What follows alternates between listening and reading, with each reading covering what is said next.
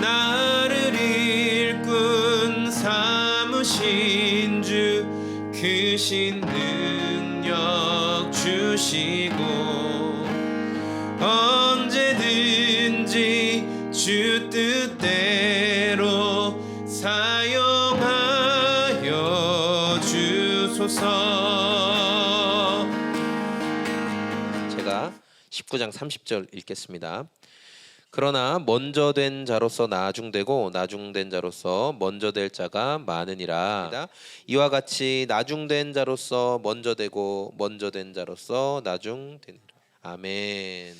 천국에 가면은 성도가 천국에 갔을 때 우리가 이제 천국에 가게 될 텐데 천국에 가면은 이제 3번 놀라는 일이 있다고 해요. 들어보셨을 수도 있어요. 왜 3번 놀라냐? 첫 번째는 아니 저 사람이 천국에 왔어?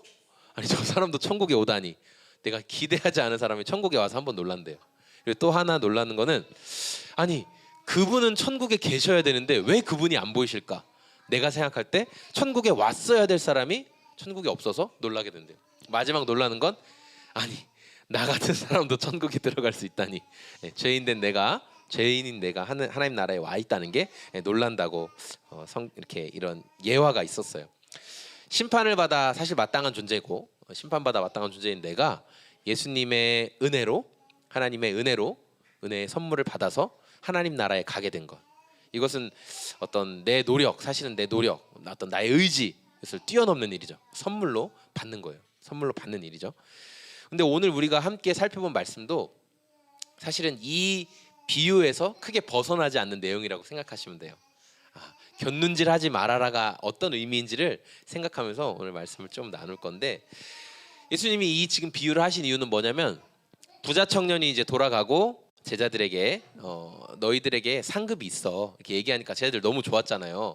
근데 예수님이 상급이 있긴 있는데 너희가 반드시 이 부분은 기억하면서 상급을 기대하는 삶을 살아라 이제 그런 말씀을 하신 거예요. 그러면서 천국은 어떤 곳이냐 말씀하신데 20장 1절 말씀이죠. 한번 읽어볼까요? 천국은 마치 품꾼을 얻어 포도원에 들여보내려고 이른 아침에 나간 집주인과 같으니 이렇게 말씀하셨어요.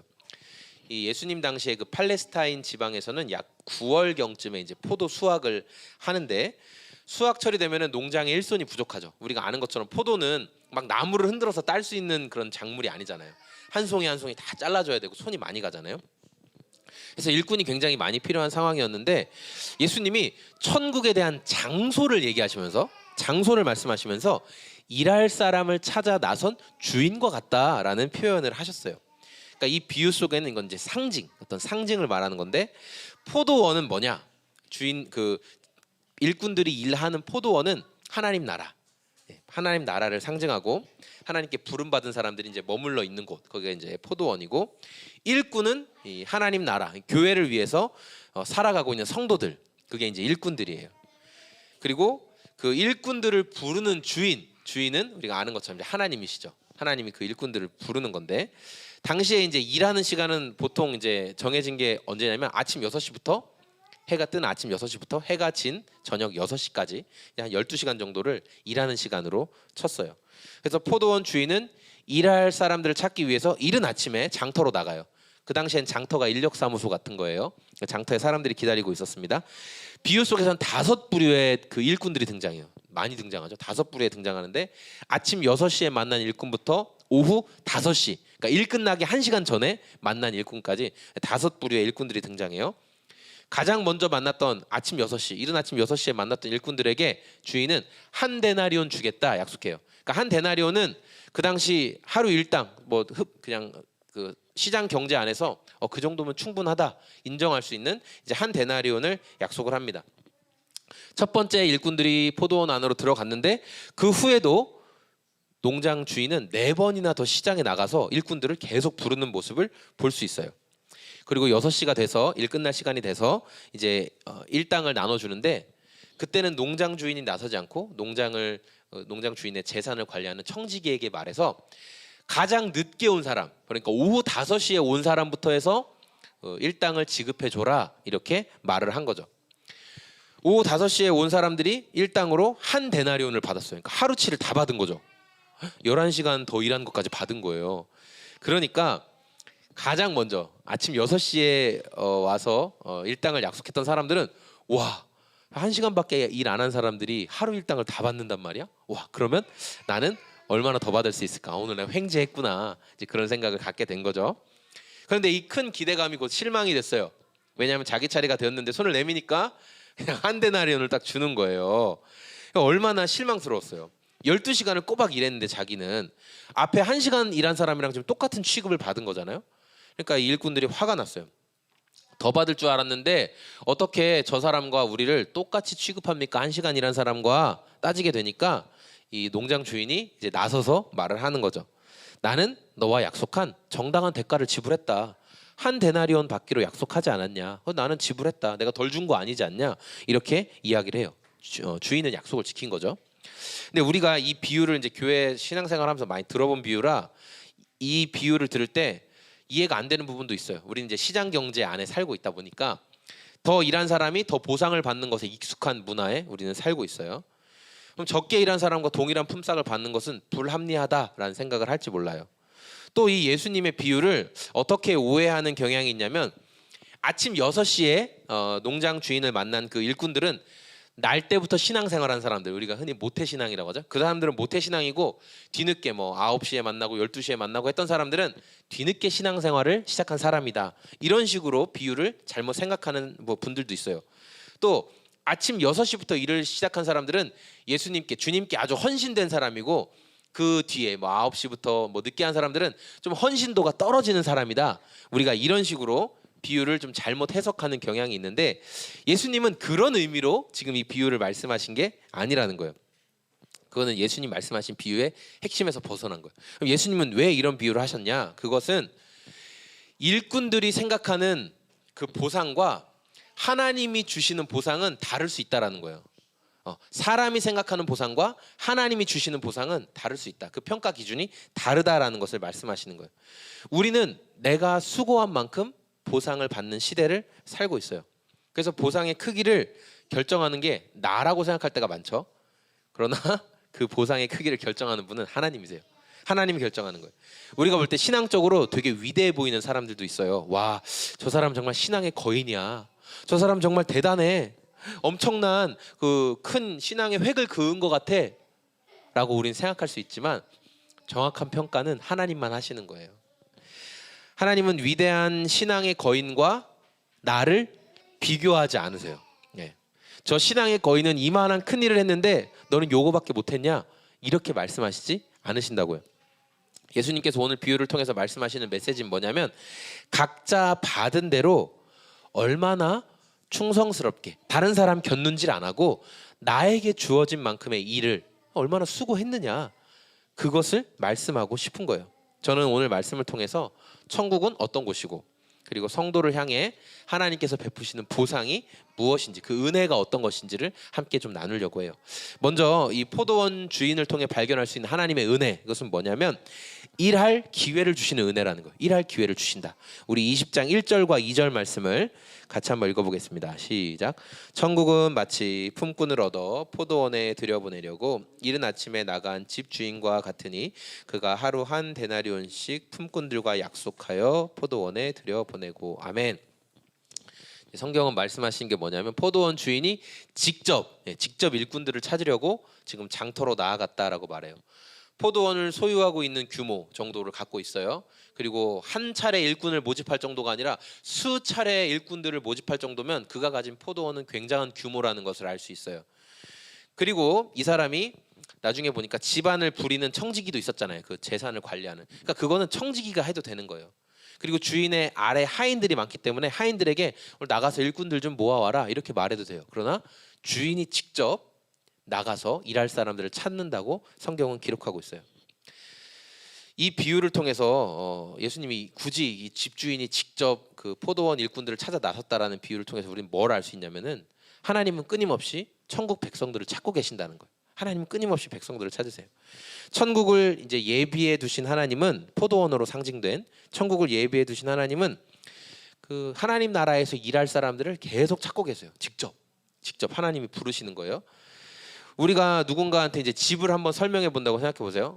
뭐 권사님 집이 어떠세요? 이렇게 딱 물어봤어요. 그러면 보통 사람들은 이렇게 설명하죠. 아, 우리 집은요 방이 뭐 이렇게 돼 있고 가구는 이런 식으로 배치돼 있어요. 이렇게 설명을 해요. 근데 예수님이 말씀하신 표현대로 하면은 이런 의미인 거예요. 아, 우리 집은요, 우리 집은 엄마예요. 그러면 이게 무슨 말이야? 이렇게 생각했었죠. 아니, 엄마? 이게 무슨 말이야? 선뜻 잘 이해가 안 돼요. 그런데 그 표현을 좀 깊이 있게 생각해 볼게요. 어떤 의미냐면 집을 구성하는, 예를 들어 방은 여기 있고 뭐 가구는 이렇게 배치되어 있고, 이것은 수시로 계속 변할 수 있는 거예요. 그럼 환경적인 계속 변할 수가 있어요. 그런데 여전히 집일 수 있는 것은 거기에 그 집을 총괄하고 있는, 내 마음에 안식이 되는 엄마가 있기 때문에 그건 집이다, 이렇게 말하는 표현이라는 거예요. 그래서 마찬가지로 천국은 포도원 주인과 같다라는 것은 천국의 장소적인 개념을 말하는 게 아니라 천국이 어떤 사람들에게 주어지는 것인지를 말하고 싶은 거예요. 천국은 어떤 사람들에게 주어지냐? 포도원의 주인이신 하나님의 그 부름, 나를 따라와라, 나와 함께 일하자라고 말했을 때 예, 그렇게 하겠습니다 라고 했던 사람들이 가는 곳이 천국이라는 거죠. 이른 아침에 처음 만난 일꾼들, 그리고 일이 다 끝나가는 오후 5시에 만난 일꾼들, 모두 다 포도원 주인이 우리 농장으로 와라 라는 말을 듣고 따라왔던 사람들이라는 거예요. 그렇죠? 요즘 그 젊은이들의 큰 고민거리가 있습니다. 뭐냐면 질 좋은 일자리가 사실 많이 사라졌죠. 그리고 그냥 일자리의 숫자가 많이 늘었다라는 걸 보여주기 위한 그런 일자리만 좀 많이 늘어난 것 같아요. 개인이 아무리 그 흔히 말하는 스펙을 많이 쌓았어요. 뭐도 준비하고 스펙을 많이 쌓았어도 나를 써주는 일자리가 없으면 소용이 없죠. 오, 스펙이 좋군요. 저희 회사에 와주세요. 이렇게 안 하면 아무 소용이 없는 거잖아요. 그런 것처럼 아침 6시에 만난 일꾼들은 스펙이 좋은 일꾼들이었어요. 어떻게 몇 시에 나가야 일할 사람들이 이게 준비되어 있고 내가 그때 팔려갈 수 있다라는 것을 잘 아는 사람들이었어요. 그래서 어렵지 않게 오전 6시에 나갔고 일할 그 주인을 만나게 된 거죠. 그런데 포도원 주인은 여기에서 만족하지 않고 또 아침 9시에 또 장터로 또 나가요. 그리고 그 일꾼들에게 말하기를 상당히 주겠다, 이렇게 약속을 하는 거죠. 그런데 또 여기에서 만족하지 않고 정오에 12시에 또 나가요. 사람들을 모으고 또 3시에 또 나갑니다. 그래서 또 사람들을 농장에 들어가라, 일해라, 이렇게 얘기를 해요. 제가 이제 아르바이트로 막노동을 해본 그 생각을 해보니까 오후 3시에서 4시쯤 되면은 이제 슬슬 작업 반장의 눈을 피해가지고 이제 구석으로 점점 들어가요. 그래서 뭐 하냐면 이제 그냥 갈 준비하는 거예요. 이제 적당히 하고 갈 준비하는 거. 그러니까 오후 3시쯤 되면 뭐냐면 사실 실제로 더 이상 일하지 않아요. 적당히 피해 가죠. 그런데 이 포도원 주인이 5시에 또 장터에 나가는 거예요. 5시에. 6절과 7절 말씀 한번 읽어볼게요. 6절 7절 시작. 네, 그러니까 오후 5시, 11시 오후 5시인데 오후 5시에 나가는데도 여전히 일자리 없을까, 어디나 써주는 사람 없나, 그렇게 어슬렁거리는 사람들이 있었던 거예요. 근데 이 사람들이요, 포도원 들어가 봐야 1시간도 일 못해요. 가는 시간 있고 뭐, 그렇죠? 1시간도 일을 못하는데 주인은 일할 기회를 또 주는 거예요. 그 사람들에게. 왜 이 사람들에게 일할 기회를 줄까? 그게 바로 예수님이 천국은 그 포도원 주인과 같다는 비유를 연결 지을 수 있는 내용이라는 거예요. 천국은 일할 사람들을 계속해서 부르시는 하나님의 마음과 같은 곳이에요. 일할 사람들을 계속 부르시는. 세상의 눈으로 보면요, 오후 5시에 온 사람들은 그러니까 일할 기회를 줄 필요가 없어요. 자격이 없는 사람들이죠. 준비도 안 된 사람들. 그런데 하나님은 그런 사람들을 향해서도 끊임없이 초대하시는 거예요. 나의 농장에 들어와라, 나와 함께 하자, 끊임없이 초대하세요. 그렇게 기회를 얻은 사람들이 함께하는 곳이 바로 천국이라고 예수님은 말씀하시는 거예요. 저와 여러분들이 바로 이런 천국을 선물로 받은 사람들이죠. 은혜의 선물을 받은 사람들이에요. 두 번째로 하나님께서 말씀하시는 이 하나님의 은혜는 뭐냐면은 일꾼들을 차별하지 않으시는 은혜가 있다라는 거예요. 우리 8절부터 10절까지 말씀 읽어볼게요. 저물매 포도원 주인이 청지기에게 이르되 품꾼들을 불러 나중 온 자로부터 시작하여 먼저 온 자까지 삭슬 주라 하니 제 11시에 온 자들이 와서 한 데나리온씩을 받거늘 먼저 온 자들이 와서 더 받을 줄 알았더니 그들도 한 데나리온씩 받은지라. 네, 그 남자들이 군대에 가면은 군대에서의 시간을 굉장히 부정적으로 묘사하죠. 그래서 뭐 시간을 죽인다는 듯, 시간을 때운다는 등 사실 그런 말을 많이 해요. 저는 우리 사회가 반드시 이 군복무를 의무적으로 감당해주고 있는 그 젊은이들한테 고마움을 표현하는 사회가 되길 원해요. 그걸 뭐 나쁘게 폄하하고 절대 그런 사회가 되지 않았으면 좋겠는데, 근데 군인들에게 누가 알려준 것도 아닌데 다 기억하는, 제가 볼 때는 이건 다 알아요. 나이가 아무리 많은 분도. 어떤 얘기냐면은 거꾸로 매달아도 국방부 시계는 간다. 예, 이 말은 아마 군대가 창설된 이후로 계속 있는 말인 것 같아요. 예.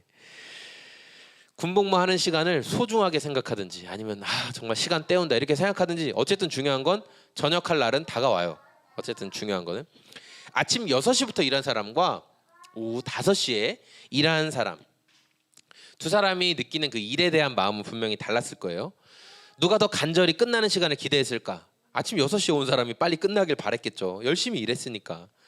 그래서 집안의 청지기가 이제 그 하루 일당을 이제 계산을 하는데 집주인은 늦게 온 사람, 가장 나중에 온 사람부터 일당을 주라고 얘기하는 거예요.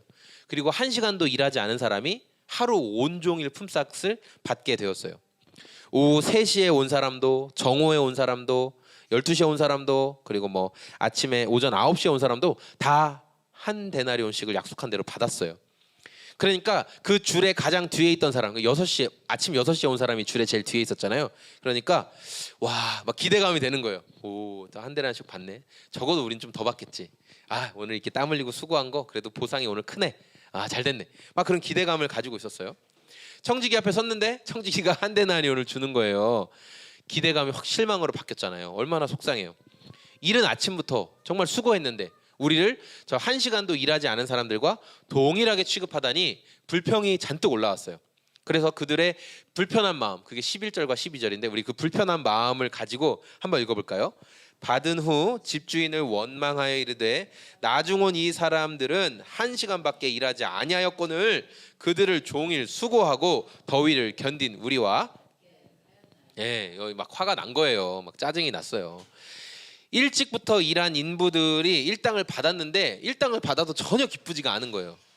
아침 일찍부터 아침에 아마 이 사람들이 그 일을 처음에 시작할 때는 한 데나리온이면 뭐 충분하지 이런 기쁜 마음으로 일을 시작했는데 막상 한 데나리온을 받았더니 막 주인을 원망하고 싶은 거예요. 왜 그럴까? 간단해요. 포도원 주인을 원망한 이유는 간단해요.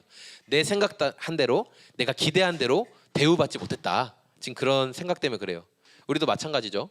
우리가 이제 신앙생활 하다 보면은 원망이 생길 때가 있어요. 우리 성도님들 안 그러시겠지만 저는 그럴 때가 있거든요. 그래가지고 하나님께 이렇게 분노의 삿대질을 할 때가 있어요. 왜 그러십니까? 막 이런 생각할 때가 있어요. 분명히 약속한 돈을 받았으면서도 아마 이 사람들은 나중에 오늘 이제 이 포도원에서의 셈이 다 끝나고 장터에 돌아가면 이렇게 얘기했을 거예요. 거기 포도원 절대 가지 마. 아주 그 집주인 아주 그 싸가지가 없어 진짜. 약속 한 데나리온 약속했는데 진짜 한 데나리온만 줘. 진짜 아주 싸가지가 없어. 1시간 일한 사람한테도 한 데나리온 주고 12시간 일한 우리들한테도 한 데나리온 주죠. 거기 진짜 가지 마. 한 데나리온 받기로 약속했으면서도 이런 사람들이라는 거예요. 우리 12절 다시 한번 읽어볼게요. 나중 온 이 사람들은 1시간밖에 일하지 아니하였거늘 그들을 종일 수고하고 더위를 견딘 우리와 같이 하였다. 굉장히 논리적인 불만이에요. 그러니까 이유가 없진 않아요. 분명히 논리적인 불만이 있어요. 일한 근거, 근로 기준 시간을 통해서 이제 따지죠. 늦게 온 자들과 동일한 취급을 받았다. 나는 그게 불만이에요.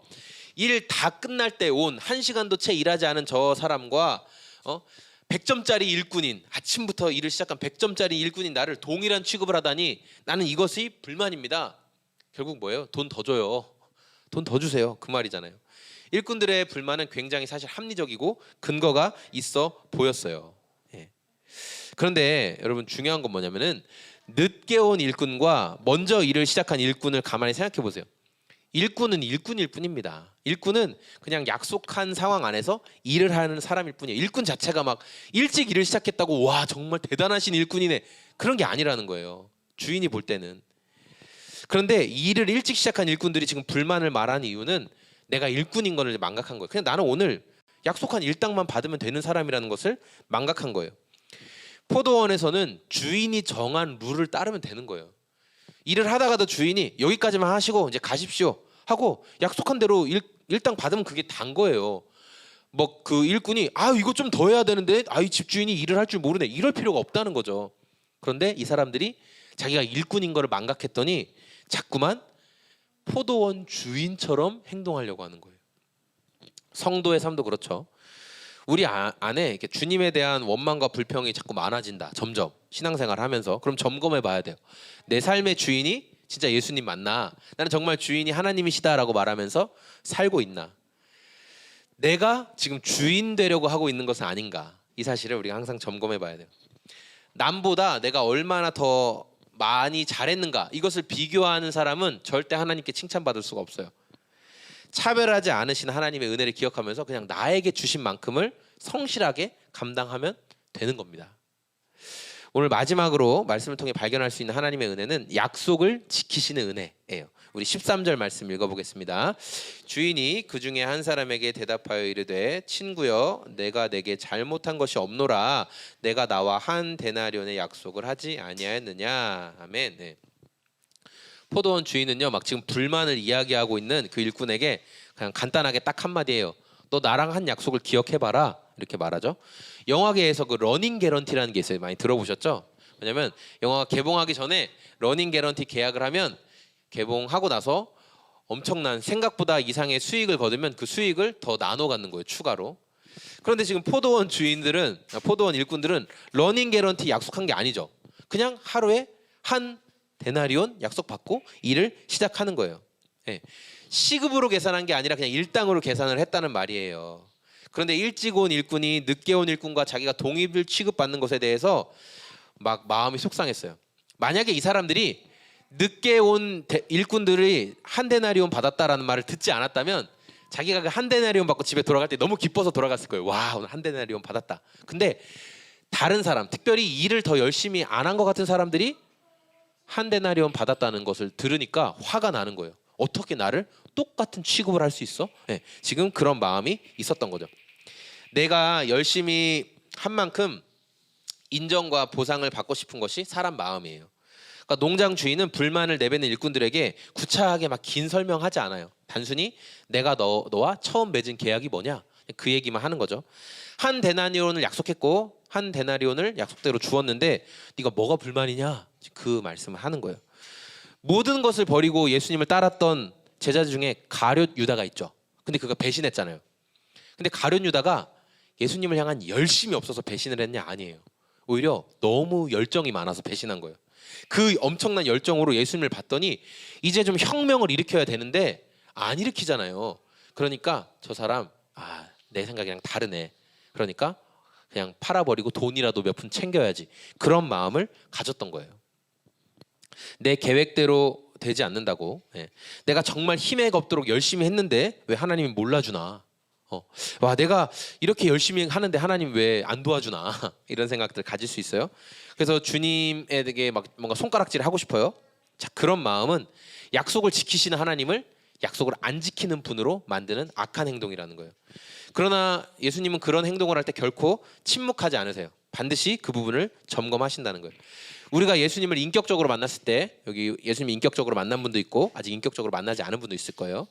그런데 예수님을 인격적으로 만났을 때 예수님이 저는 그래요. 예수님이 저를 딱 이렇게 제가 군대에서 예수님 인격적으로 만났을 때 어릴 때부터 신앙생활 했었지만 근데 그때 예수님이 야 성민아 이제 내가 너를 통해 온 세계를 복음하고 예루살렘과 온 땅끝까지 이르러 너를 통해 복음을 전하는 사람이 되고 너는 모든 세상의 선교사가 될 것이며 뭐 너는 온 세상의 젊은이들 다 하나님께로 인도하는 사람이 되게 할 거다. 그런 약속을 하셨냐? 아니요. 그런 약속 안 하셨어요. 저에게 하신 약속은 무슨 약속이었냐? 성민아 내가 너를 사랑한다. 내가 너를 알고 있다. 내가 너를 안다. 내가 너를 사랑한다. 이거 너무 이렇게 그냥 보면 아무것도 아닌 거 아니에요? 너무 사소하지 않나요? 너무 사소한 것 같아요. 그러나 주님은 내가 너를 사랑한다라는 그 약속을 지금까지 지키시면서 그 사랑 가운데 점점 더 많은 약속을 주시는 거예요. 그러나 처음 약속은 뭐였어요? 간단했어요. 내가 너 알아. 내가 너 사랑해. 내가 네 마음 다 알아. 그런 약속이었다는 거예요. 그러니까 우리가 주님과의 관계 속에 자꾸 불만이 올라오면 처음 약속을 생각해야 돼요. 하나님 나야 사랑한다고 하셨지. 그러니까 지금 하나님 제가 큰일 하고 있잖아요. 하나님 제가 대단한 일 하고 있잖아요. 제가 제 삶을 뭐 가족도 포기하고 뭐도 포기하고 건강도 포기하면서 이 일을 하고 있잖아요. 하나님 칭찬 좀 해주세요. 그게 아니잖아요. 처음에 시작할 때 내가 너 사랑해. 하나님, 제가 하나님 저 사랑하시니까 제가 더 하나님 위해 살고 싶어요. 이게 다였잖아요. 그 약속을 기억하라는 거예요. 자꾸만 큰일 하는데 왜 몰라줘? 대단한 일 하는데 왜 몰라줘? 이러면 하나님께서 기뻐하시는 성도의 삶이 아닌 거예요. 지금 어긋나 있다라는 거죠. 오늘 이제 말씀을 정리할 건데요. 예수님께서 오늘 19장 30절에 시작할 때 이 말씀이었죠. 처음 된 사람이 나중되고 나중된 사람이 먼저 될 수 있다. 그런데 마지막 끝날 때 16절 말씀도 처음 된 사람이 나중되고 나중된 사람이 먼저 될 수 있다 이 약속하잖아요. 마치 되게 중요한 것을 이렇게 그 사이에 넣어준 거예요. 그 햄버거의 가장 중요한 거는 고기입니다. 패티가 제일 중요해요. 근데 그 패티를 둘러싸고 있는 건 뭐예요? 두 개의 빵이죠. 샌드위치처럼. 이 아주 중요한 핵심 말씀을 예수님이 말씀하고 싶어서 앞뒤로 똑같은 말씀을 넣으신 거예요. 가운데 있는 내용이 정말 중요해. 처음 된 사람이 너희가 처음에 대단하다고 하지만 그게 뒤로 후퇴될 수 있고, 나중에 시작해서 보잘것없어 보이지만 그런 사람이 가장 먼저 될 수 있단다 라는 말씀이에요. 하나님의 마음이 있는 그 천국, 거기는 자격 없는 사람들이 하나님의 초대를 받아서 들어가는 거예요. 마치 포도원의 일꾼들처럼. 하나님은 이 사람이 아침 6시에 만난 사람이든 일 다 끝나가는 오후 5시에 만난 사람이든 그 사람의 공로를 근거로 차별하지 않으세요. 그죠? 내가 너 사랑한다, 나 따라와라. 그리고 그 약속을 끝까지 지키시는 분이 하나님이시라는 거예요. 신앙생활을 하다 보면 믿음의 경주를 완주하지 못하고 넘어지는 분들을 볼 수 있어요. 근데 이분들이 넘어지는 함정이 뭐냐면 남들과 나를 비교하는 거예요. 남들과 나를 비교하는 것. 우리 14절과 15절 말씀 같이 읽어볼게요. 14절. 내 것이나 가지고 가라. 나중 온 이 사람에게 너와 같이 주는 것이 내 뜻이니라. 내 것을 가지고 내 뜻대로 할 것이 아니냐. 내가 선함으로 내가 악하게 보느냐. 그러니까 우리를 성도로 부르신 분이 하나님이시고, 어떤 사람은 대단한 어떤 영적인 거인처럼 보이는 사람도 있을 수 있고, 그 사람과 비교해서 보면 나는 되게 초라한 그 신앙을 가지고 있는 것처럼 느껴질 수가 있어요.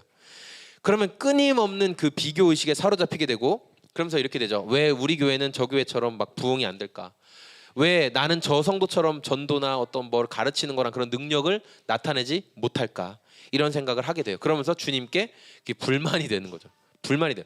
하나님이 능력을 나에게 안 주셨잖아요. 이렇게 불만이 된다는 거예요.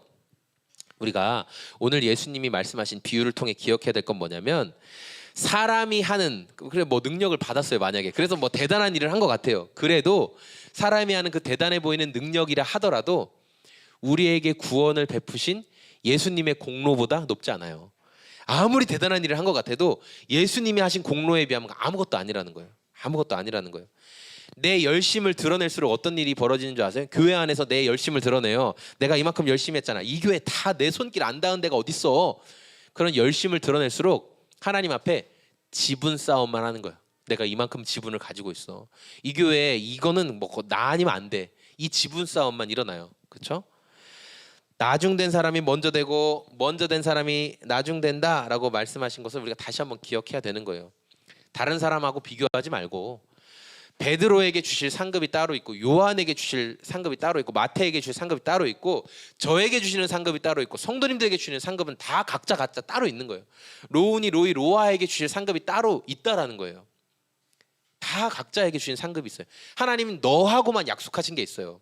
너하고만 약속하신 게 있다라는 거예요. 그래서 우리가 그것 바라보며 믿음의 경주하는 거예요. 자꾸만 곁눈질하면서 저 사람은 저만큼 받은 거 같네, 난 더 받아야 되겠네. 저 사람이 이만큼 하니까 난 더 해야 되겠네. 이러면 기쁘게 상급을 바라볼 수가 없죠. 나에게 주어지신 만큼의 그 상급을 바라보며 나아갈 수 있는 저와 우리 소금 제작소의 모든 성도님들이 되시기를 소망합니다. 아멘. 목회는 다른 게 아니라 끝까지 그냥 내가 하는 만큼 순종하면 되는 겁니다. 그 말을 하시더라고요. 저도 그 생각을 하게 됐어요. 저에게 맡겨주신 분량이 있을 거고 그만큼 순종하면 되는 건데, 우리 성도님들 각자에게 맡겨주신 분량이 있는 거고 그만큼 순종하면 되는 건데, 그렇죠? 그래서 우리가 시간에 기도할 때 주님, 다른 것들에 자꾸만 마음 쏟지 않게 도와주시고 나에게 맡겨주신, 나에게 약속하신 분량만큼 믿음의 순종을 끝까지 할 수 있게 도와주십시오. 내게 맡겨주신 분량을 하나님 그 상급을 바라며 나아가게 도와주십시오. 우리 그런 마음 담아서 같이 기도하겠습니다. 주님, 그렇습니다. 나에게 맡겨주신 믿음의 분량이 있습니다. 하나님, 내가 감당할 수 있는 하나님 주신 분량이 있습니다. 다른 것에 하나님 마음 빼앗기고 곁눈질하면서 하나님, 나는 왜 저 사람보다 못 가졌어? 왜 나는 저 사람보다 더 능력이 나타나지 않아? 왜 나는 부흥을 못 시켜? 왜 이런 일은 없어 저런 일은 없어? 끊임없는 비교의식에 사로잡히기보다 하나님이 나에게 맡겨주신 그것들에 감사하고 하나님이 나에게 허락하신 그것들에 감사하며 마지막 순간까지 하나님 나의 자리에서 순종할 수 있는 믿음을 허락하여 주시옵소서.